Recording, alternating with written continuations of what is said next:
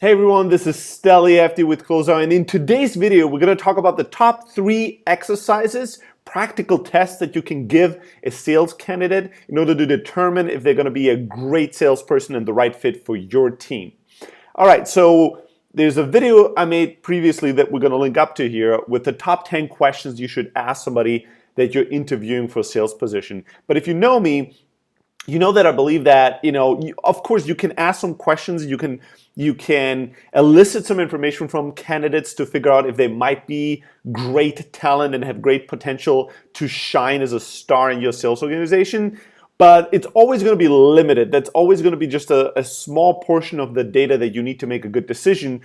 The thing you want to emphasize is practical examples and real life examples of how they act and not what they say, right? It's kind of like interviewing somebody to be part of your basketball team by asking them a bunch of questions, right? Of course, you can ask some questions to determine the character of somebody, if they're going to be a cultural fit, how they think, right? The past experiences and all that. But ultimately, sooner or later, you want to throw them the ball and see them play, right? You want to put them in difficult situations, see how they act. That's really where you're going to learn most about their talents and what they're capable of. So I want to give you just 3 simple but powerful practical homework assignments, practical tests, whatever you want to call it, that you can give to somebody that's a candidate to determine if they're going to be a good fit for your sales team and how talented they truly are. All right, number 1 is have them sell something, right? But have them actually pitch you something. And this doesn't seem that difficult, but a lot of times people don't do that. It's crazy. You ask all these questions, the candidate shows up, they're dressed perfectly, they look perfectly, they have a smile, they smell, taste, walk around, and sound like a salesperson. So you're like, well, this person is impressing me, so probably they're going to be impressive to our customers and prospects. Nothing could be further from the truth. I've seen so many people that were amazing throughout the entire day and all the interviews and all the interactions with the team that were just so comfortable, selling themselves in the moment, melt down the moment you have them actually sell a product or service, or you put them in a real situation, maybe even in front of an audience. So have them pitch something. And here's all the different variations that you can take in terms of pitching something, right? What could that be? Well, you can have them pitch the prior product that they were selling if they had a sales career. What is it that they most recently had to sell? Have them sell that, right? Something they're really experienced at, but also have them sell your product, your service, something they're not experts in yet, and see how they act there. You can do, a mock sales conversation in person if that's the type of sales that you do, or if your sales team, like ours, mostly interacts through the phone with prospects and customers, you do mock calls with them, right? You turn around, you don't look at them, you do the whole spiel with the ring, ring, ring. Hey, this is John, and you hold the fake telephone. Hey, this is John, and you have that person sell you on the phone. You focus in and zero in on their voice, their energy, how they interact. And you can do that in a safe setting, one-on-one, which itself is going to be stressful enough for them because they know you're judging them, right? And it's kind of a little bit more of a high-stakes scenario, but you can even raise up the stakes by doing it in front of the fucking team, right? So one thing that we do is we do these mock calls, but we do it right in the middle of the room in the office, and we have other people listening on these conversations. And of course, it's raising the bar, making you a little bit more nervous, feeling a bit more of the heat and the judgment of other people, but that's good, right? This is a test to see what you're made of and to see if you enjoy the pressure, the challenge, if you rise to the occasion, how you interact, how comfortable you are with that. And we're not trying to make this as easy as possible. We're just trying to make it as realistic as possible and really see what you're made of and what you're capable of right now. So have them sell something. Do a realistic scenario of them cold calling you or pitching you or negotiating with you.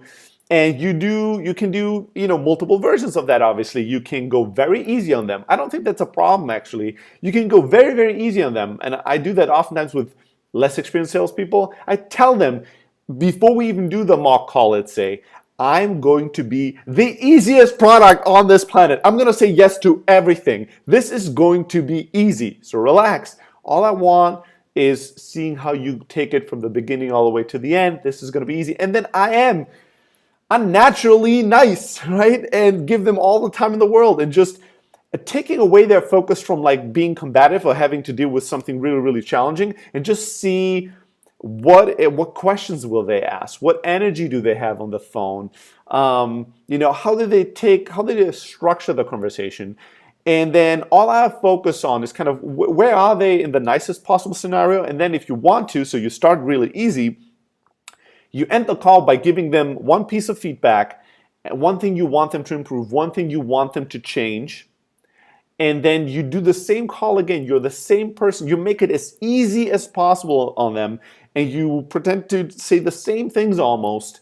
And all you want to see is how coachable are they? Are they taking that feedback on board? Can they adopt? Can they learn? Can they do it better the second time than the first time around? So that's one test that you can make, right? But you can also, depending on how experienced they are, you can start easy-ish and then go really, really hard. Eventually, you could say, hey, you know what? I really want to see how you deal under immense stress. So I'm going to be the most difficult person possible. Brace yourself. This is going to be a really challenging call. And I just want to see how would you react to something like that. And difficult, if you want to be a difficult person on the phone, you could be somebody that is very low energy, right? And gives very little information. So all the answers are kind of like, maybe. I'm not sure, right? You give that kind of like lack of energy, lack of information. It's where it's like pulling teeth, and it's really tough to have a conversation with a human like that. Or you can be super aggressive, like, why are you calling me? What is this all about? I hate all you people, blah, blah, blah. Or you can be a super analytical person. Whatever it is, you can come up with a scenario, but you make it as hard as possible on them. You're really, really, really tough. And you see how they deal with that. Do they get a nervous breakdown, or do they rise to the occasion and they enjoy it and they smile and they take the experience as a challenge and something that can help them grow? Do they get really aggressive and pissed or not? And at the end of it, do you feel like they're leaning in and want to know more about what could I have done better? What was good? What was bad? How can I change things around? Do they look at it as a learning experience, or are they just pissed at you? Are they just like burning inside with this like fire that says, fuck this person, you were not nice to me on this mock call, and therefore I don't like you, right? What kind of energy do they have? You can tell a lot, not just in the mock call situation, in the practice, but how that carries over to how they act once everything is done, right? So practice number one is have them pitch you. Do a cold call, do a sales presentation, do a real mock situation.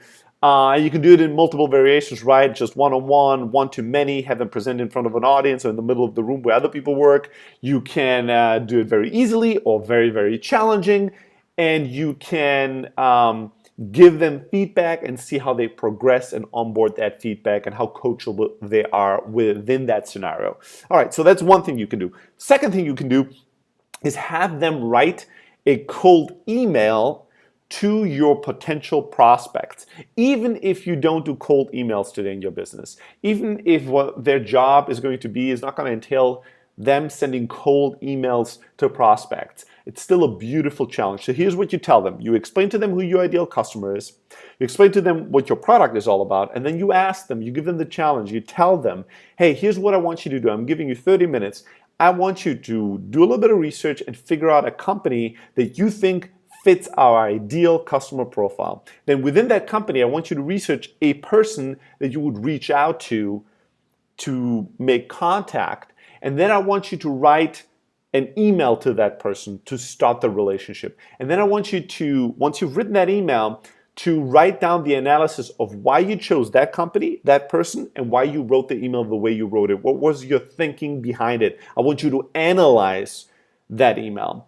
And then send it to me. Don't send it to that person, right? Send it to me. And then we're going to look at that email together. I'm going to give you feedback. It's a beautiful exercise to learn a few things about this person. Number one, how good did they understand who your customer is? And what kind of ideal customer profile do you have? And if they had any kind of lack of clarity, did they just nod and say, yeah, I get it, I totally get it. And then when you give them the exercise, they go, oh, shit. Or maybe they glanced over it. They were not really great listeners. So when they just show you which company, which person they chose, you go, ooh, ouch. It is absolutely not a good fit. I spent 10 minutes explaining to this person who is our ideal customer, this person still doesn't get it. It's not a great sign. So it will show you how good of a listener they are, how good they understand your market and your customer. And then it will show you if they have some basic researching skills, right? It shouldn't be that difficult to accomplish this task. And then when they write the email, what is their thinking, right? How do they design the subject line of the cold email? What do they put in the email? What's the call to action? Is it really long? Is it really short? And then what is their level of self-awareness and self-analysis when they look at that email and they have to explain, not just write it, but explain to you why they've written it the way they did it. It's a beautiful exercise. There's lots to learn there about the type of thinking somebody has, the type of knowledge and experience somebody has, the type of sales IQ and ability that somebody has at this point, and talent, right, for this job. Even if you never have to do any cold emails in your company, they will have to communicate with other humans in a written format. And if they're really good in written format, and if they're really thoughtful, and if they're sharp, it's going to be a big benefit. That's going to be a big plus. So give them the exercise to write a virtual and a mock cold email to a potential mock prospect, and then analyze that email in front of you. And one thing I forgot to say about the mock pitching or calling is whenever you, and I want to add that, one important part to that first exercise when you do a mock cold call, let's say with somebody, is that at the end of it, you don't instantly jump into giving them feedback. You always have them analyze themselves first. So at the end of the mock cold call, here's what I always will ask. We'll always go, okay, how did it go? In your opinion, how did this phone call go? What did I, as a potential prospect, think? How did I respond to you? What do you think were my inner dialogues? Where do you think we ended the conversation on? What was good? What was bad? And I have them analyze because I want to see how intuitive are they, how in tune with the prospect are they, how good do they pick up clues, how self-aware are they. If they have a call and they think they are crushing it with me, and during that same time I've been thinking, oh my God, I hate this call, I want to get off of it, that's going to be a problem, right? If the person is not picking up on human clues and is really, really bad in social interaction with other human beings, it's going to be a challenge for them to be great at selling in your company or in any other company, to be honest. So always have them analyze themselves first and give feedback to themselves in the situation first before you give them feedback and you tell them what you really think. Okay, coming back to the second exercise. So first exercise, cold calls, cold calling or sales pitch in one way or another in front of one or multiple people, easy or difficult. Second exercise, do some research, find a company you think we should be pitching, a person within that company we should be reaching out to, and then write a cold email to reach out and start the relationship and analyze that cold email, explain it to me, and then send it to me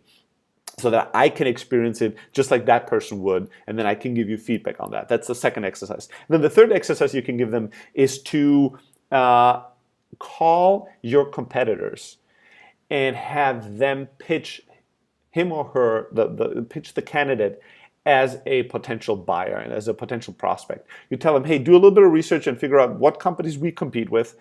Or maybe you just tell them, hey, here's the top 4, top 5 competitors we have. I want you to go out there, look at their product, sign up for their trials, request a demo, and then get on a phone call or just call their sales line and then get on a phone call with a sales rep there and ask all the questions you can think of, ask about the competition, the landscape, why their pricing is the way it is, learn as much about them as humanly possible, and then I want you to come back and give me a little summary of what you've learned. And that is an exercise for them both to get intimately familiar with your competition, but also for you to know how good were they at asking questions? How good were they at pretending to be a prospect? If you don't understand how to be a prospect, you're not going to understand how to be a salesperson, right? So they call one of the competitors and the competitors tells them, well, we are going to build this new cool feature in 3 months. If they come back and they tell you, hey, I learned something amazing. I talked to your competitor and they told me they're going to build this new amazing feature in 3 months. And you ask that candidate then, oh, cool, why are they building this? Did their customers request it? What is the intent of that feature? Why are they releasing it now and not in the past? Why 3 months? Which plan is this going to be on all plans or just some plans? What is going to be the UI, the UX? Once you dig a little bit deeper into the information that they brought to you, do they know? Did they ask these follow-up questions? Did they dig deep, or are they looking at you going, ooh, those are really good questions. I didn't ask, I don't know. If they are not in the habit of asking follow-up questions, going really deep, researching really deeply when they interact with other humans and they try to get information from them, if they don't know how to get more and more information, get full context on the information that they get, they're not going to be great at sales. They're just not. Right? So on one level, you might learn something new about your competitors, right? Because that's not a thing that you typically do every day.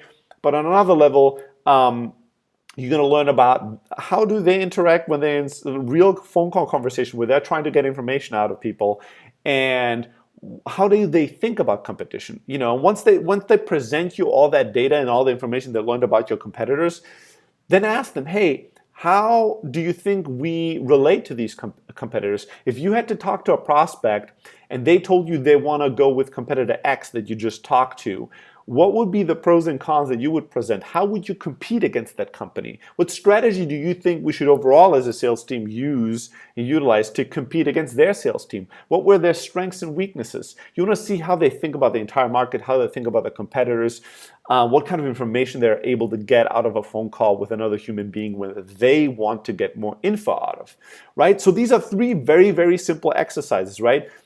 Have them do a mock cold call or a mock pitch presentation.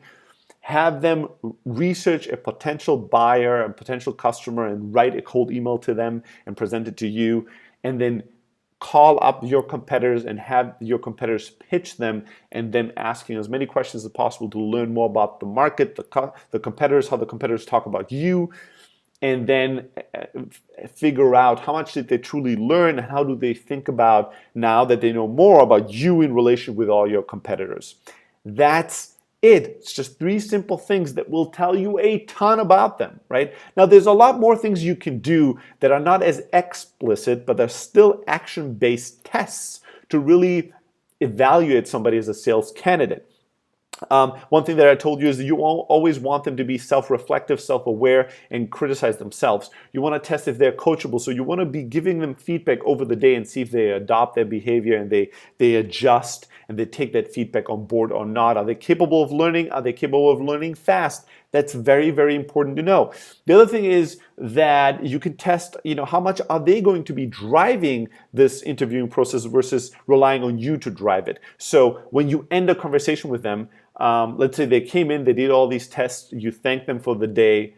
Are they going to ask you for the next steps? Are they going to ask for the close? Are they going to tell you, hey, I really enjoyed this. What do you think? What is your feedback from me? What do you think my performance was? Are you guys interested in hiring me? Are they going to ask these closing questions? Or are they just going to say, well, yeah, thank you for having me. Yeah, I'm looking forward to hear from you. And then they fuck off, right? If they're not going for the close for their own job in their own life, they're not going to be having that killer instinct when it comes to closing your customers, your prospects, and getting them your product in their hands, right? So are they going to be going for the close when there's ambiguity at the end of the call, at the end of the day that they came in to interview with you? Or are they going to be proactive and asking for the next steps, asking for what needs to happen to turn this into a real relationship or turn this into a job offer, asking you what other steps are still needed in order to get to an offer? Are they going to be going for the close or not? That's incredibly important tell, and it's implicit. You don't test them